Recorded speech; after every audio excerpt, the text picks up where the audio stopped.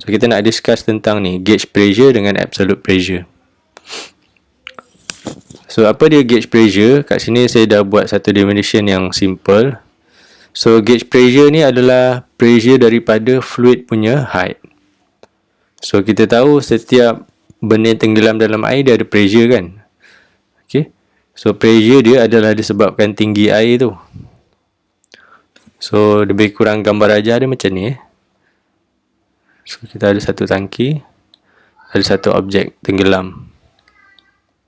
So dia ada H kan. So H ni bila kita convert kepada rho GH, kita akan dapat pressure. So ni kita panggil gauge pressure. So gauge pressure ni adalah tanpa kita masukkan atmospheric pressure. So kita tahu pressure ATM sentiasa ada dekat surface ni. Okay. Tapi untuk gauge pressure kita tak masukkan. Okay. So kalau kita nak kira absolute pressure, sebenarnya baru kita masukkan pressure atmospheric tu. So atmospheric pressure tambah gauge pressure sama dengan absolute pressure. So pressure ATM ni 1 ATM. So ni adalah general punya rule yang kita tahu. Dan 1 ATM ni secara umumnya kita akan guna 101,325 Pascal. So kadang-kadang soalan dia bagi unit dia berbeza. So kita kena ikut soalan lah. Kadang-kadang soalan dia bagi 101 kPa, iaitu 101,000 Pascal. So kita ikutlah soalan dia bagi berapa. Kalau dia bagi 1 ATM je, so kita boleh pakai ni 101,325. Kalau dia bagi 101 kPa, so kita kena ikutlah conversion yang ni 101 darab 1000. So ni dia punya teori dia.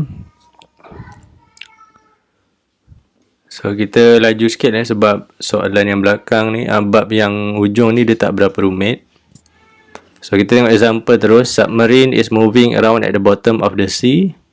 So dia punya kedalaman dia yang dia travel 1000 meter. So kita tahulah pressure dia sama dengan rho GH.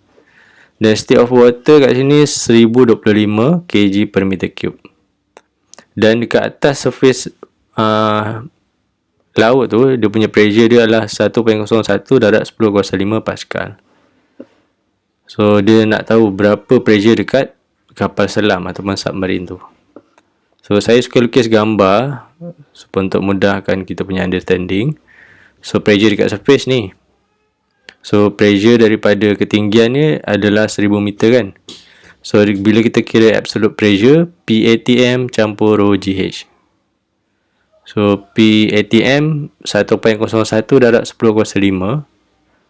So 10 kuasa 5 bila kita tarik, kita akan dapat 101,000.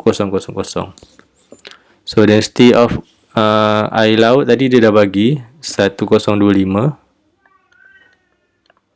So gravity 9.81, kedalaman dia 1000 meter. So kita punya jawapan ni lah 101,56250 Pascal. So kalau jawapan macam ni kan, dia panjang, so kita boleh pendekkan. So dua-dua jawapan ni diterima, tak ada masalah. Kalau kita nak pakai 1.02, maknanya kita dah bundarkan 5 ni kepada 2. Dia masuk dalam 1. Okay, example 6. Kemudian kita tengok example 7. 1 cubic block of length 20 cm is completely immersed in a fluid.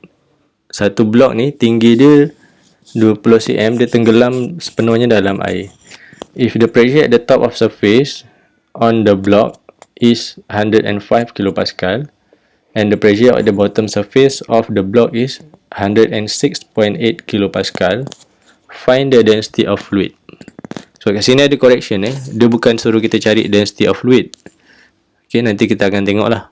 Sebenarnya dia suruh cari density of block ni. So ni saya buat gambar rajah juga. Okay, dia tenggelam dalam fluid. So dia punya pressure kat atas ni 105, bawah ni 106.8. So ikut teori absolute punya pressure, P absolute. So P kat atas lah, top campur rho GH. Okay, absolute ni pressure dekat bawah ni. So, pressure atas, okay, campur dengan rho GH ni. So, H dia 0.2 meter ataupun 20 cm. So, kita dah ada pressure dekat 1, kan? Pressure 2 pun kita dah ada. So, bila kita susun ni, P2 sama dengan P1 dekat atas, campur rho GH. Sebenarnya kita nak cari density of block lah, kan? Sebab ni adalah block punya density. So, kita susun ni, P2 tolak P1, kemudian GH kita bawa ke kiri. Okay. Bila kita bawa ke kiri, dia akan jadi bahagi. So, 106,800 tolak 105,000 bahagi dengan 9.81 darab 0.2. So, density of block ni adalah 917.4 kg per meter cube. So, dia berkaitan dengan ni lah. Apa ni? Absolute pressure. Okay, Pascal principle, external pressure applied on enclosed fluid is transmitted equally to every point of the fluid. Okay, Pascal principle dalam fizik ni dia lebih kepada hidrolik lah. Okay. Tapi dalam fluid sebenarnya yang kita nak study, sebenarnya dalam chemical engineering kita banyak guna yang definition Pascal law yang kita dah discuss dalam fluid mechanics. Okay, Pascal principle ni bagus, tapi dia sebenarnya related dengan mechanical engineering lah. So, bahagian ni saya skip. Okay, sebab dia tak related sangat dengan kita punya course. Okay. Okay, yang ni pun saya skip, quiz ni. So, kita terus tengok Archimedes punya principle. So, Archimedes principle, definition ni kita ambil yang di highlight ni, senang. Buoyant force is equal to the weight of fluid displaced. Okay, so bila kita tengok formula dia, saya dah buat satu nota ringkas. So, kalau objek tu floating, dia punya buoyant force dia sama dengan mass object darab gravity. Okay, yang ni ada dalam nota. Kalau dia ni floating, mass object darab gravity sama dengan density of fluid, volume of fluid darab gravity. MO ni object, F ni adalah fluid. So, kalau fully submerged, dia adalah MFG, mass of fluid darab gravity. Sebab dia tenggelam penuh, density of fluid ni kita boleh ambil density of object sebab dia sama. Okay, so itu adalah rumus dia lah. So, kita tengok example dia. A ball floats in a swimming pool. The ball has a mass of 0.25 kg.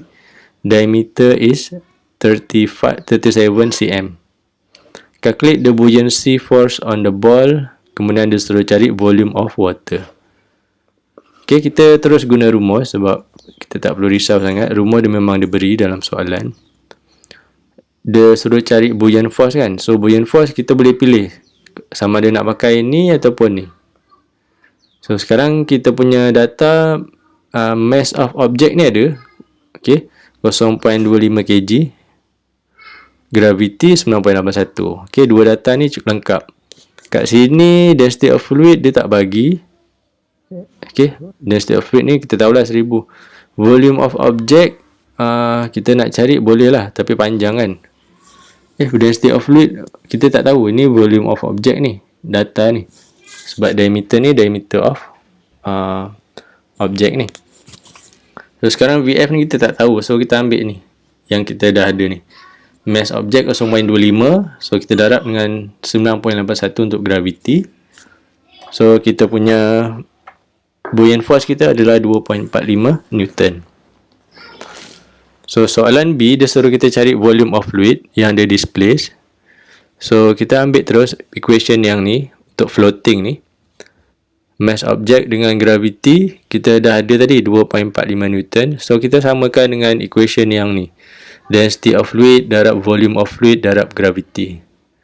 So, kita tinggalkan VF dekat sini. So, 1000 dengan 9.81 ni kita bawa jadi bahagi. Okay, bawa ke sebelah sana. So bila kita bahagi, kita akan dapat 0.00025 meter cube. So meter cube ni kalau kecil sangat, kita boleh tukar pada liter, tak ada masalah. Sebab soalan dia tak ada nyatakan jawapan dalam SI unit kan. So kalau kita darab 1000, so nombor ni lebih mudah lah kita nampak 0.25 liter. Tu secara general lah. Kalau nilai tu kecil, kita boleh buat dalam bentuk ni juga. Okay, 2.5 darab 10 kuasa negatif 4 meter cube. Okay, mana-mana lah boleh buat, tak ada masalah. Okay, example 10. Ada 100 gram of cube, 2 cm adalah dia punya side. Maknanya cube ni dia segi 4 sama. 2 cm panjang, 2 cm lebar, 2 cm tinggi. So diikat dengan satu tali, kemudian dia tenggelamkan dalam air. So dia suruh kita calculate dia punya buoyant force dengan tension untuk tali ni. So kita buat gambar rajah dia. So data yang dia bagi mula-mula adalah 100 gram. So daripada 100 gram kita boleh kira dia punya weight objek ni. So kita tukar 100 gram dapat 0.1 kg darab dengan gravity 9.81. Jadi weight dia adalah 0.981 Newton. So untuk buoyant force, sebab kita tahu weight ke bawah kan, buoyant force ni ke atas. So kita nak tengok lah objek ni dia punya buoyant force dia akan tolak dia ke atas ataupun weight dia lebih berat dan tarik dia ke bawah. So bila kita kira dia punya buoyant force, density of fluid 1000. Volume of fluid ni kita akan ambil daripada ni, panjang, lebar, darab, tinggi. Okay, 2 cm kita tukar pada meter, kemudian kuasa 3 kan, sebab segi 4 sama. Okay, so ni dia punya volume dia, volume of object tu. Kemudian darab dengan gravity 9.81. Jadi FB dia ke atas ni adalah positif. Okay, 0.078. So weight ni negatif. So kita kena buat force balance lah, sebab ada dua force. So tarik ke atas dengan satu lagi tarik ke bawah. So yang positif kita tolak dengan negatif. Jadi dia punya net force dia daripada buoyant force dengan weight ni, dia akan buat objek ni tenggelam ke bawah. So bila dia suruh kita cari tension, so tension ni kena counter lah. Tension kat rope ni dia kena tarik ke atas dengan force yang sama, positif 0.903. Ok, satu lagi example terakhir. Example ni sebenarnya dia tak cover dalam syllabus. Ok, so kita ambil yang mana penting lah. So kita akan stop dulu untuk kita punya nota chapter 5 ni dalam sampai example 10 saja.